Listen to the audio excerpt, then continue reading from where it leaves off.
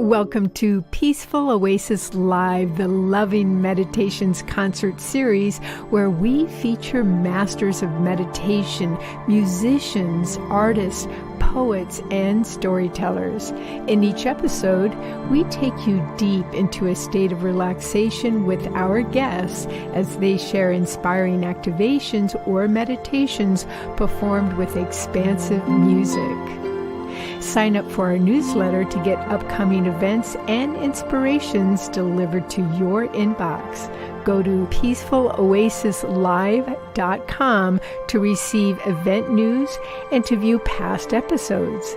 We appreciate you, our viewers, and your wonderful comments and suggestions supporting our mission for peace and calm. Hello, everybody. It's so good to be here tonight with you. Again, we truly love doing these concerts for you, and we really appreciate the comments that you have because it helps to create our programming. So it's very cool. So tonight, you are all leaders in your own special way.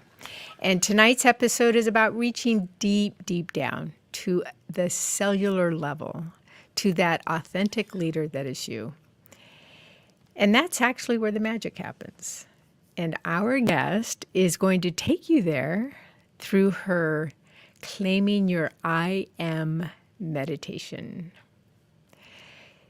Dorothy Martin-Neville, Ph.D., is an international speaker, best-selling author, and a master leadership coach and confidant, and has also founded 4 companies. Raised in an orphanage and adopted by a violent alcoholic policeman in South Boston, Massachusetts, she recognized her spiritual gifts and personal power very early. In deciding to claim her life, she went on to become a Catholic nun, an airline stewardess, a wife, mother, divorcee, and so much more.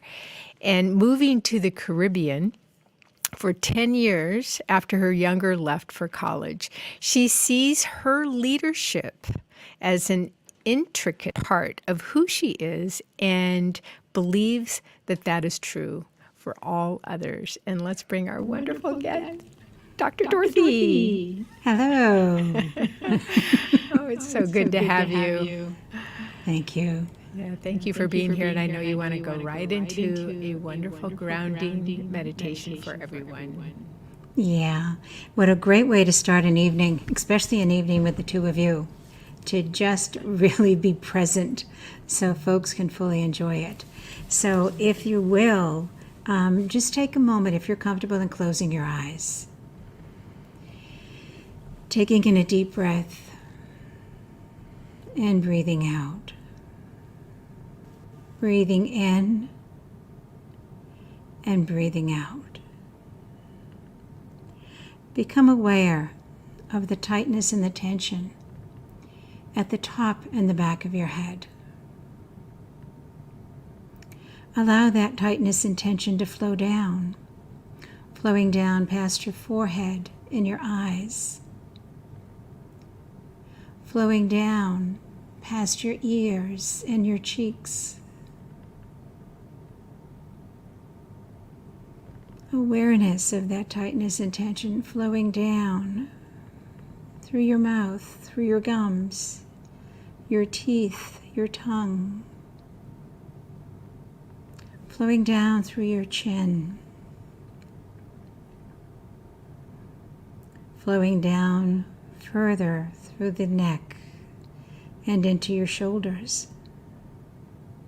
And as it slowly flows, flowing down, easily and smoothly, allowing your head to become very light and very free. Allow some of that tightness and tension in your shoulders to flow down through the upper arms, through your elbows and lower arms, flowing down through your wrists and into your hands, flowing through your fingers and into the air around you, where it is transformed into energy of light and love. Allow whatever tightness and tension remains to flow down through your shoulders into the upper back and the upper chest. Flowing down through the esophagus, through your lungs and your ribs, flowing down through the scapula, through the upper back, flowing down through your body. Notice where you hold tension, where there is tightness, or perhaps spots of coldness, where you don't allow the energy to flow. Without judgment, just notice. And allow the energy to continue flowing down through the stomach and the middle back, flowing down through the liver and the gallbladder, through the stomach, the pancreas and the spleen, flowing down through the middle back, down into your waist, so that your back becomes more fluid, less rigid, perhaps dropping your shoulders so you feel more at home in your body. Allow the tightness and the tension to flow down through the abdomen and through your buttocks, flowing down through the large intestine and the small, through the bladder, through your reproductive organs, flowing down through the buttocks and into the upper legs, through the hips and the thighs.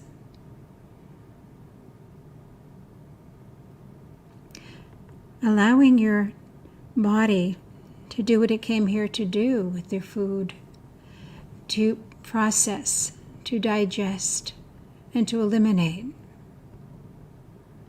Allowing your body at peace to function the way it was meant to.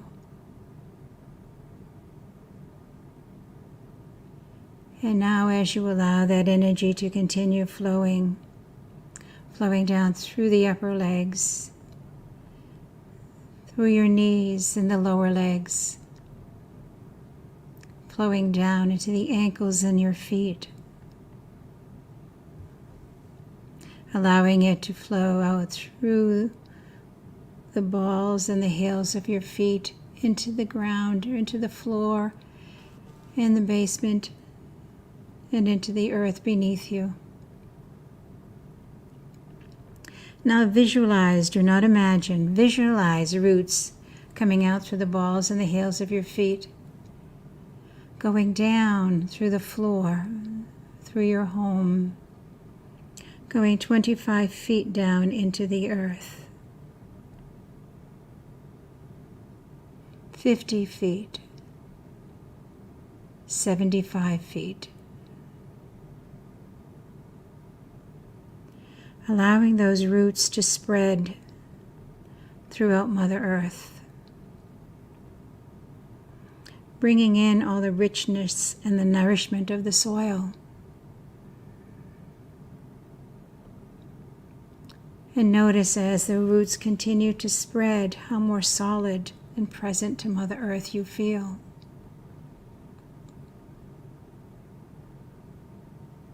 Now allow yourself to visualize all the nutrients and nourishments of Mother coming up to the 75-foot point, to the 50-foot point, flowing easily to the 25-foot point, bringing that nourishment, that nurturance up into the balls and the heels of your feet,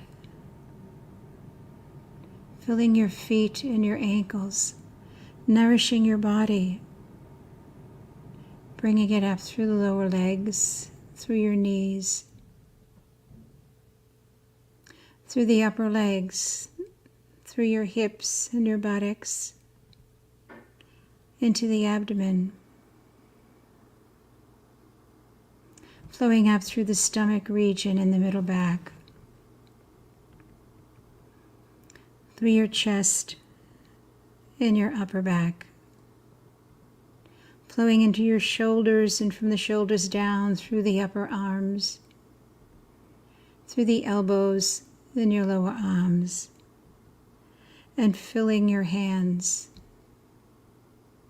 so that as you sit present to your body and to Mother Earth, there is a connection to be fully present to all that is around you. To know that you are nourished as an embodied soul, as an embodied essence. And that everything you need is here if you stop and allow yourself to be fed. Now taking a deep breath. Breathing in the gift of Mother and breathing out. Breathing in love and breathing out all that is unlike love. And recognize that the world you create as you open your eyes is the world you believe you deserve.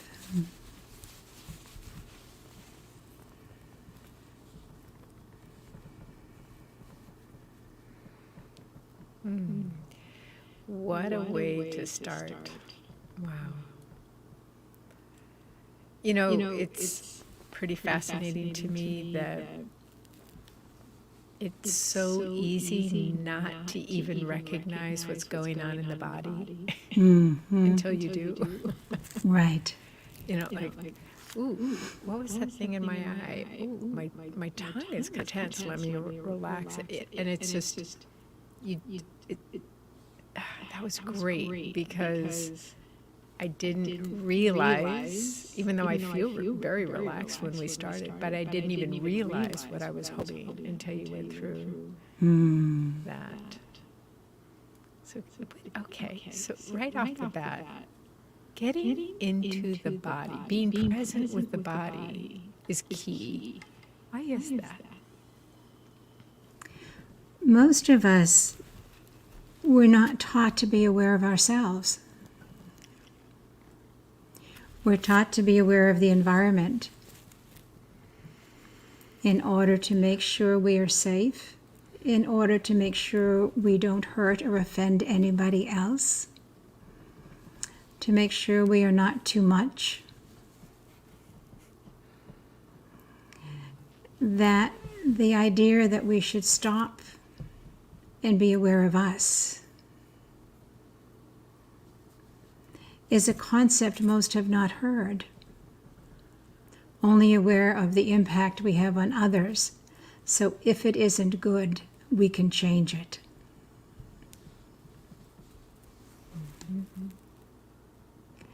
It's important to be aware of others, but it's far more important to be aware of ourselves. Because we are the gift we bring to the world. It isn't what we do. It isn't what we know. It's who we are. Because our energetic presence brings peace or brings defense. We've got infinite power to make that decision. Yeah.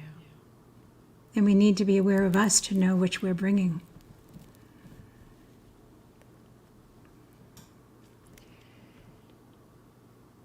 So the next question I have from your background, where you probably experienced most childhood core wounds of neglect, abuse, loss, your I am, you are able to claim your I am, which is what tonight is all about. And I know there's a connection between that and the body, and I would love to hear that and how you claimed it, how you found that to be the path for you. I would say I found it in stages. When I was 6, I was walking. I lived in the housing projects in South Boston, and I was walking down our street, East 9th Street. And when I looked between two of our buildings, I had a vision. And there was a telepathic response in which the face of Christ said, "You are correct.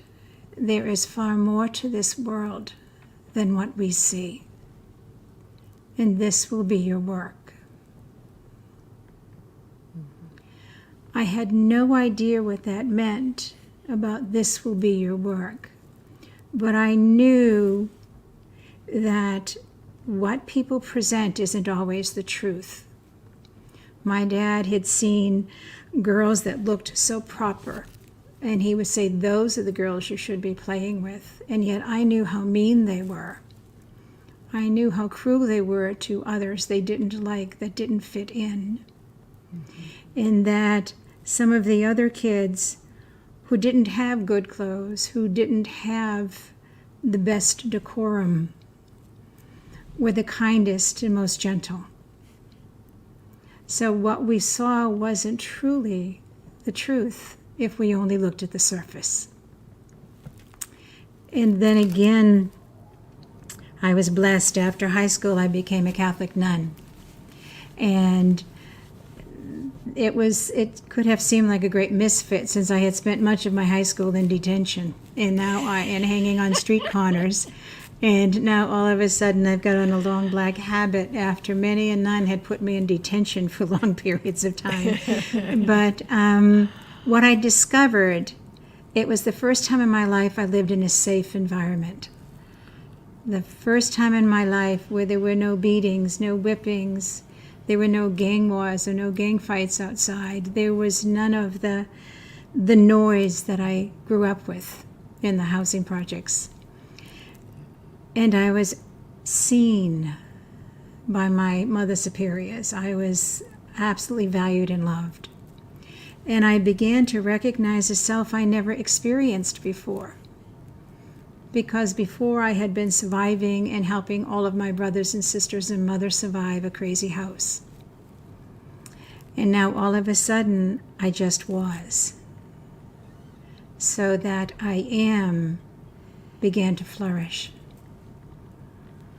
at a deeper level. And I remembered my vision as a child, and there was a deeper sense of, wow, this is how we live. This is what we're called to. And it was a blessing beyond words. And what happened with that is I recognized there's no limit to the I am, and in that realized the confinement of religious life was far too small. And so I left. And years later, I was divorced. I was married for 15 years and realized I have a choice of being a victim, of being an abused woman, or a choice of really coming alive. And it was at that point that I made a clear decision. I was about 35, that I made a clear decision. I am going to live. I am going to become. And I'm going to love.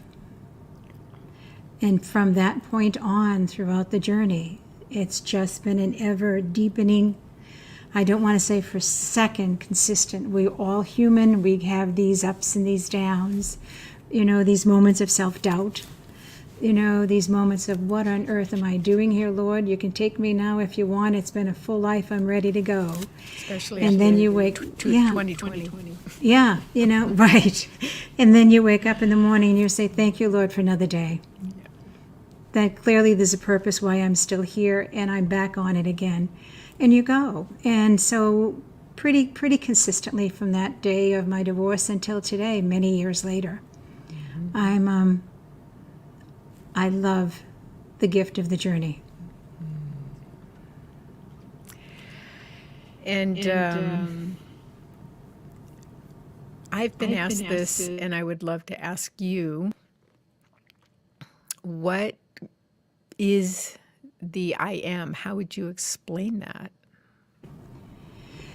The I am is the recognition that I exist. Okay. That this embodied soul or embodied essence, it doesn't matter what the word is, that there is a definitive separate essence, separate entity from everything and everybody else in the world that exists within me.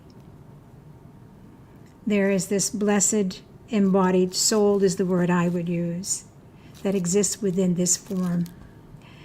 And it is here to claim the largest energetic footprint possible, to claim the largest level of influence and impact in making this world a better place, and in unconditionally loving all of those that I meet and bringing joy and faith to the world. And you have this incredible video on your website, on the About page, or maybe it's on other parts of your website as well, but at the end you talk about how we really can change the world. We really have that capacity. I absolutely believe every one of us can change the world. And the more we are willing to claim the I am, the more ability to impact this world for good we have. And so from my belief, every one of us is called to leadership, because every one of us has the ability to make this world a better place. Every one of us has the ability, simply in honoring those we meet and calling them as well, to make this world a better place. And doesn't that honoring even begin with I am, honoring you first? And the more you honor you, the more you're able to honor. The more you, I would say, fall in love with who you are, the more you honor that embodied humanity, that embodied soul, the more you have compassion for everybody else's embodied soul, the more you recognize, I've spent 20 years working on this issue. I've come far, but I've got so much further to go. The less you are to judge somebody else, who you've said, I told you 4 times, why aren't you over that yet? When you've been working on yours for 20 years and you're not there yet, it's so much easier to have compassion, to have understanding for somebody else's humanity when you can honor and fall in love with your own. Yes. That we are the people we chose to become. I am the woman I chose to create. And if we go back and notice for every one of us, we have had hundreds of opportunities to go right or left. Hundreds of those opportunities. Maybe thousands. Maybe hundreds of thousands also, depending how long we've been blessed to be here. We have had many, and we are a result of all those choices we made. All the times when we could have stolen something, when we could have hit somebody, when we could have done great harm, and we chose not to. And we need to honor the fact that we made those choices. It wasn't we just ended up here. No, you didn't. You were here as a result of all the choices you have made along your journey. And honor that, own that. And if you are not in love with the man or woman you've chosen to become, what do you need to do to fall in love with him or her? It's just making more of those choices that honor the self that exists, the I am. So I want to ask one more question, and then maybe we can get into the wonderful meditation that I'm getting very excited about. Circling back to the beginning of that incredible grounding meditation that you did, one of the things that I realized is that I wasn't really noticing my body for the last couple of hours. Usually I start off my morning with, "Good morning, body. How are you? I love you." And I'm really checking in with myself. But I realized, I haven't done that for, a couple of hours today. And let me say, I was literally saying hello to my body. And I'm getting hit that there's a real connection there between, and maybe the reason why you did the grounding meditation in the first place, connecting with our actual physical body. Explain that a little bit more. I just want to know. When we connect with our physical body, when we live in awareness of it, how do I feel? Do I feel stressed? Do I feel stuffed and yet I want to eat one more meal? Do I feel depleted and maybe I need to stop and go get some water or some food or rest, whatever I may need? When we know that and we're quiet in the awareness of that, we don't get lost. It's so easy, as you said, you spent 2 hours unaware. It's easy to lose us in our lives because we have not been taught to differentiate ourselves from the lives we created. And so when we are physically aware, we're conscious of the self that exists. And with that comes the absolute freedom to respond rather than react. The absolute freedom to consciously make choices rather than unconsciously make choices. Much of my work throughout my adult life has been teaching people to live consciously. Be aware that you are making a choice even when you believe you are not making a choice. Not making a choice is a choice because it comes with a consequence. And so when you are aware of all of that, one, you don't have time to be out there judging everybody and their grandmother. You don't have time to be out there looking around feeling lost. You're busy here. And so what you put out there is the conscious choice of who you choose to be in the world. It's a far more exciting adventure when you're aware of it. Yeah, I love that explanation. Yeah. That's brilliant. I love that. And with that, I think that's a really good place to go right into the claiming your I am meditation. Let's do that. All right. Closing your eyes and being at peace. Let's go back to a few moments ago and allowing all that tightness and tension to flow down through your body, through your forehead and your nose, down, slowly flowing down through the shoulders and your body, through the stomach and the abdomen, the upper legs and lower legs. Remembering that cellular memory, that body memory of what that felt like for you in that experience.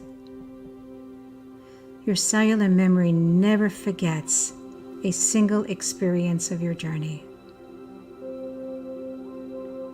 So recall the best of the moments, the best of that meditation,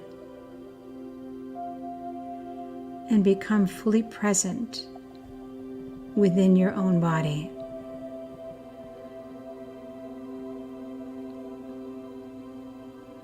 And as you sit there, being fed by Mother Earth, breathing in peace and breathing out stress,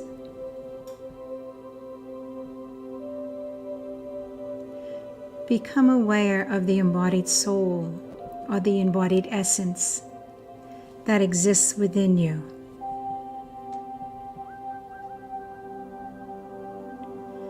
Visualize, if you will, you sitting in your chair. With your eyes closed, visualize you sitting up straight and tall, claiming the fullness of who you are. And on the far side of the room, the very far side of the room you're in, is the life you've created. Perhaps past lovers, past careers, friendships, homes you have lived in, adventures you have taken, children you may have had. All of that over on the far side of the room. Because that life you've created, because you created it, is a result of the choices you have made. So consequently, you are so much more than that life you have created. You are so much more than any one of those decisions. You are so much more than all of those decisions.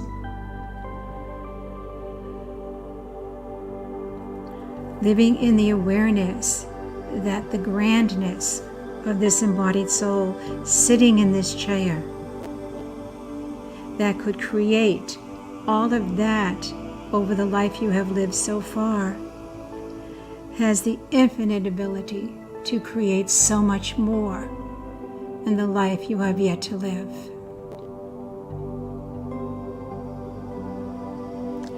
In that awareness, recognize that the life you create depends upon the stages you are living in. You may do that consciously or unconsciously, but you are the creator of every life experience you have.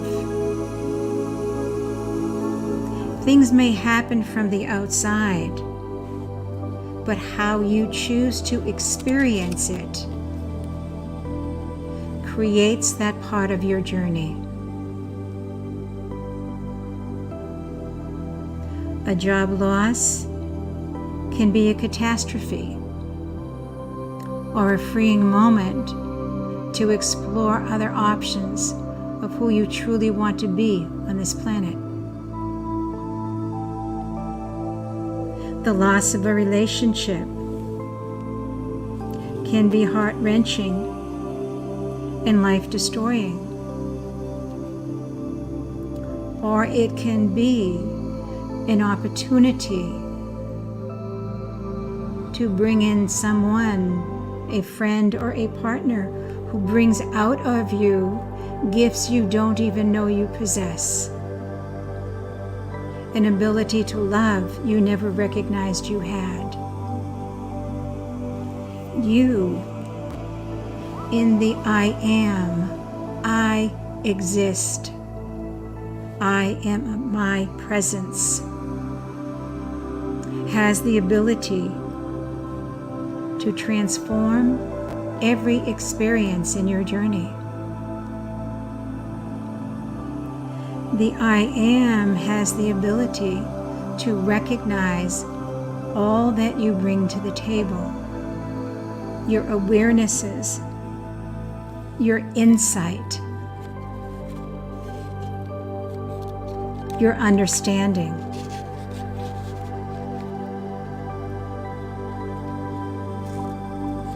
Owning that I am allows you to increase your energetic footprint. It allows you to stand more solidly in your own presence.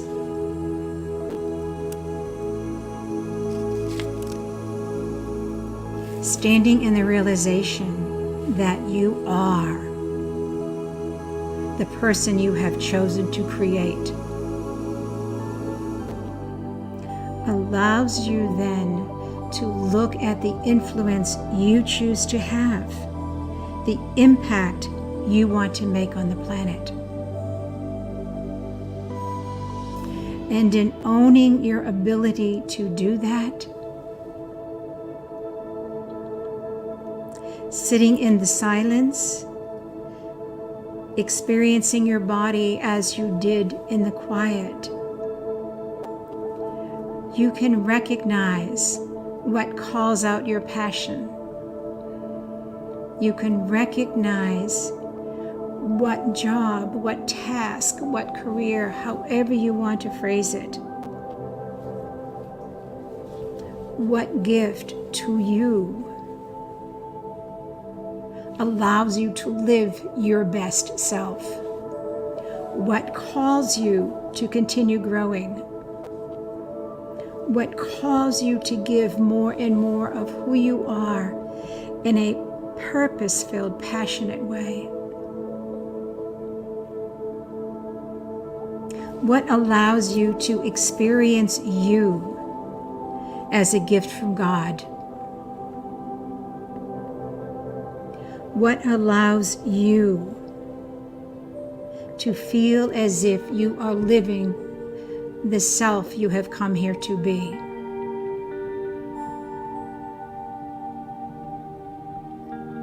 When you recognize that, you recognize the expression of your purpose in the moment. And as you grow, as you expand, as your skills expand, the ways in which you express your purpose will grow and change with you.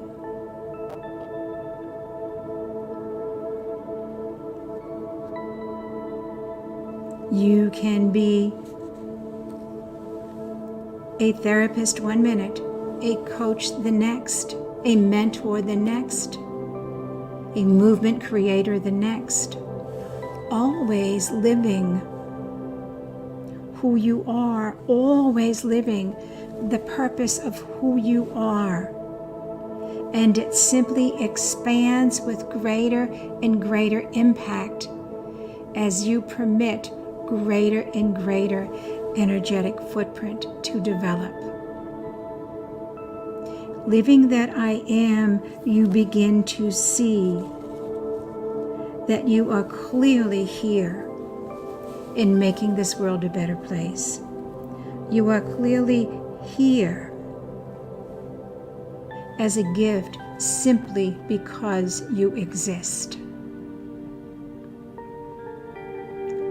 What you do and how you do it is detail. The gift is your presence in modeling the I am, in modeling your willingness to be absolutely present to that embodied soul, that embodied calling, that embodied essence that is you.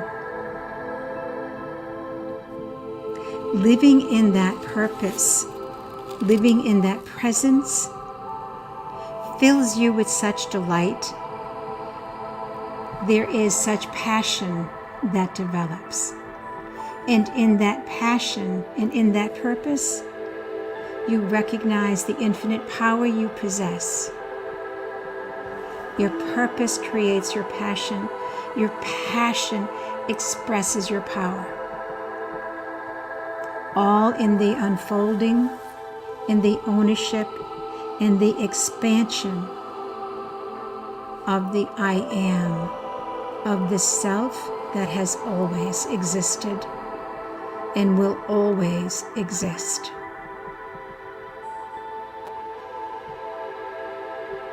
At the end of the journey, the self will be transformed, but the self shall always exist. In living in the purpose and the passion and the power While you are here, there is an infinite ability to create and to live. Apart from all else, apart from all others, is this unique individual essence, this unique individual soul. And only once you claim, only once you have the ability to say, I am, I exist as this entity, as this embodied soul. At that point, you are absolutely then capable of connecting to another in the purest and highest form. Because that presence, that holy, embodied, passionate being is now present for intimacy with self and intimacy with another. And the awareness that on that other side of the room, in that life you've created, it is an ever-evolving, ever-growing gift that you bring to you and you bring to the earth around you. You are the gift. You are the presence.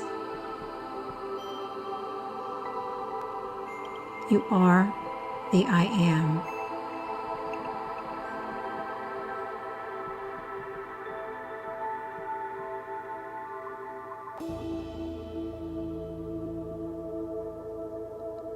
The infinite gift. And rather than fear, you are filled with joy. Rather than isolation and loneliness, there is a fullness. There is an acknowledgement and an awareness of infinite love, infinite presence, and unlimited ability and power to create the evolving I am and the journey you have come to develop as you make this world a better place by expressing more and more of the self, of the I am you have discovered and will continue to discover throughout your journey. The greatest adventure is in the I am.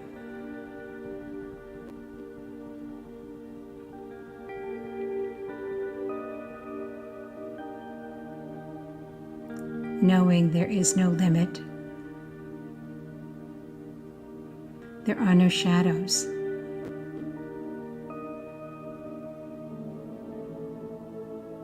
There is no need for judgment or self-hatred and self-doubt. There is only the infinite and the purpose, passion, and power to create that endlessly on a journey you have chosen to undertake, and in doing so, physically aware of your own essence, physically aware of your unlimitedness, allows you to begin the expansion and unbounded joy of a journey of spirit and embodiment with you as the I am. Breathing that in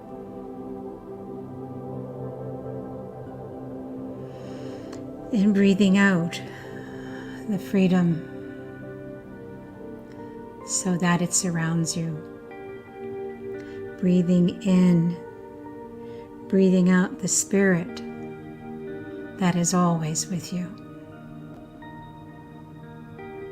Calling you to the light, calling you to the joy, and to a presence that only you can bring to the earth around you. In your fullness, in your power, and in your presence.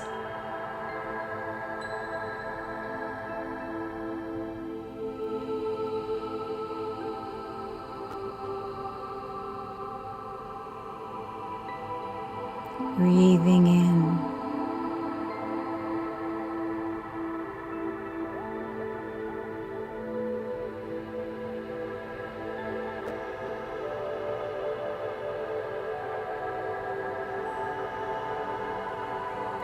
Breathing peacefully.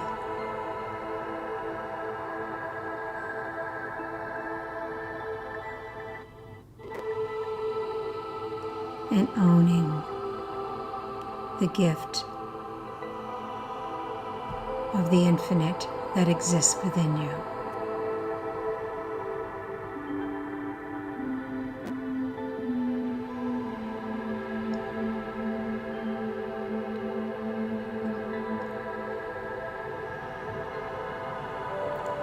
Experience you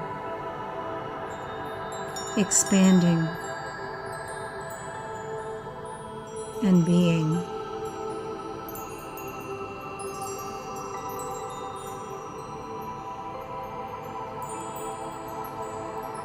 Knowing the limited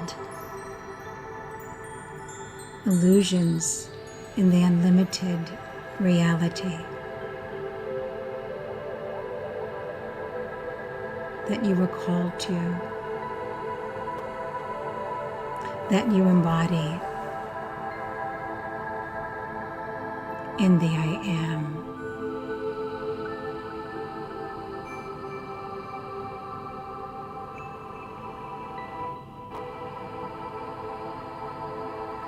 You can't help but become a leader, because in that presence, others will follow.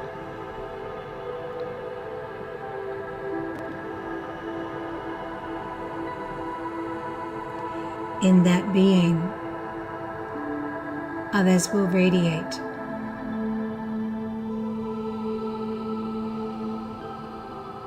And as a leader, consciously,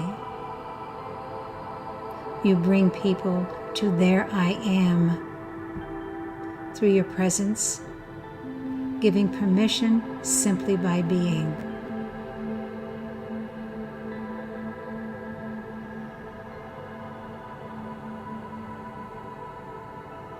So in creating your journey, you are enriching that of all those who walk with you.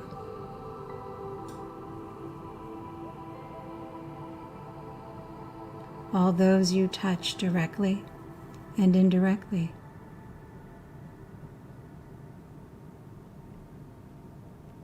I am.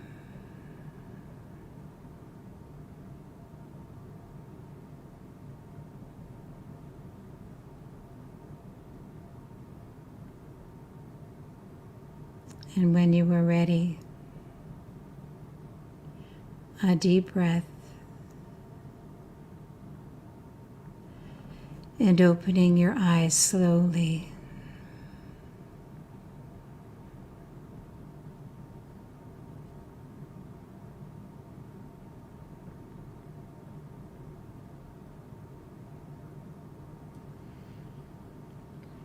And welcome back.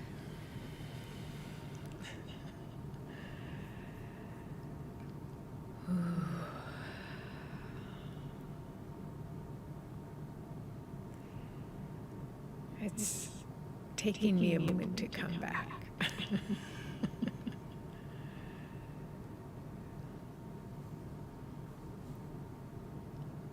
I think part of me doesn't want to come back.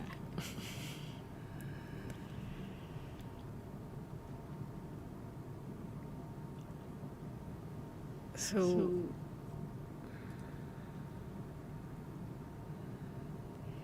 I experienced something new, something I've never experienced before. And let's see if I can put it into words.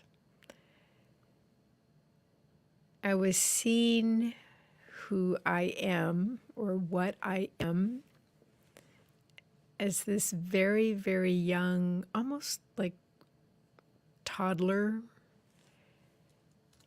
And then literally it seemed like it was all simultaneously happening.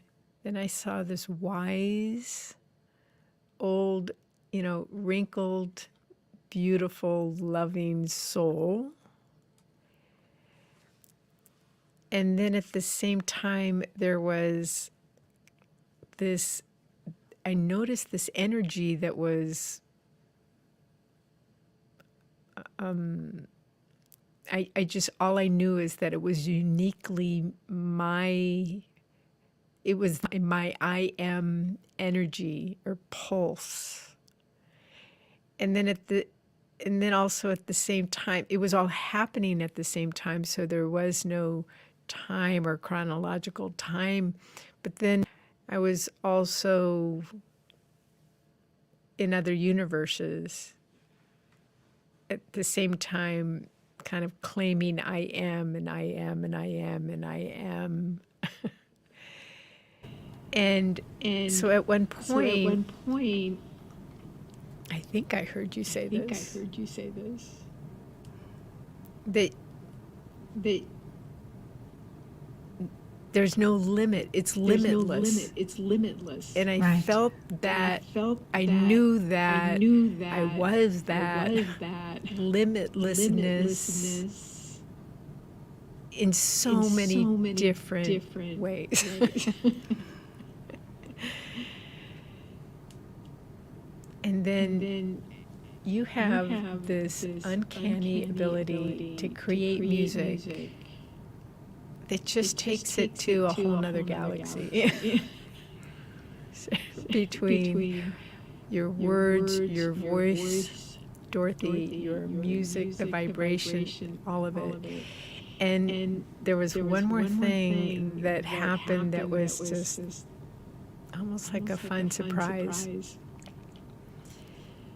There was something asking me what my earliest memory of I am. And it was me, like a,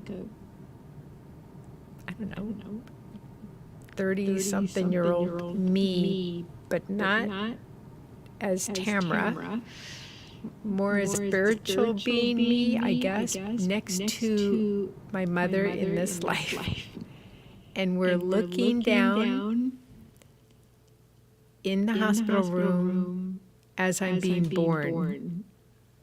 And we're both kind of laughing with each other and saying, "Are you ready?" And I'm like, "I'm ready." And then the next moment, I'm being birthed.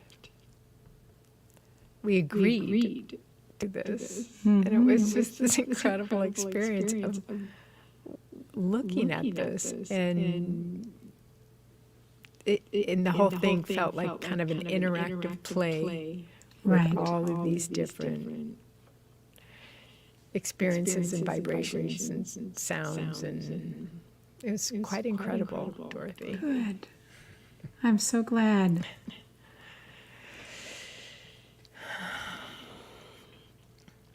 And at the same time, so aware of my body. And I keep coming back to that. And as I'm saying this right now, I'm remembering what I read and what you've told me also in your website about psychospiritual causation of physical Disease and disorders. disease Yeah. and disorder. And there really is this deep connection. Mm-hmm.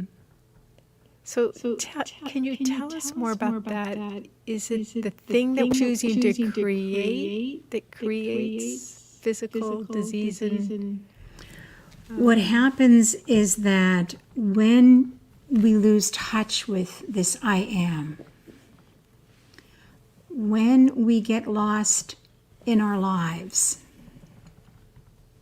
and so many of us don't differentiate, I'm here and my life I've created is there on the other side of the room. We think it's one and this I am. It's like I am what I do. I am my life that I've created. I am. Therefore, there's a disappearance. The soul's essence knows that's not truth. And there is an energetic dis-ease because of that disconnection. And what ends up happening is that energetic dis-ease, that there's a loss of connection, creates a spiritual dis-ease. In that spiritually we are forgetting who we are. And we're not comfortable. We're lost or lonely or confused or surviving, forgetting that we have never walked a moment of this journey alone. We've lost us and we've lost our connection to spirit or to the universe or whatever word works for you. And when we stay there too long, it begins to impact us emotionally. And we become distressed, or we live in anger, or we live in fear, or we live in confusion or overwhelm, whatever is our default emotion. And when we stay in that too long, the stress becomes enormous. And the stress gets carried in our body in an area that is in relationship to those spiritual beliefs and that emotional issue. So that stress settles in our unique vulnerable spots where we uniquely carry our stress. Each one of us carries stress differently. It isn't we're all stressed, we all are carrying it the same way. Some carry it in the breast, some carry it in the back, some carry their stress in the stomach. Some, whenever they're highly stressed, get strep throat.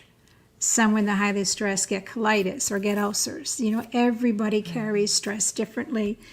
And when we do that too long and we're carrying this stress, because of that energetic disease, we've been lost. Because of that spiritual questioning, because of that anxiety or that depression or that rage, we're carrying the stress.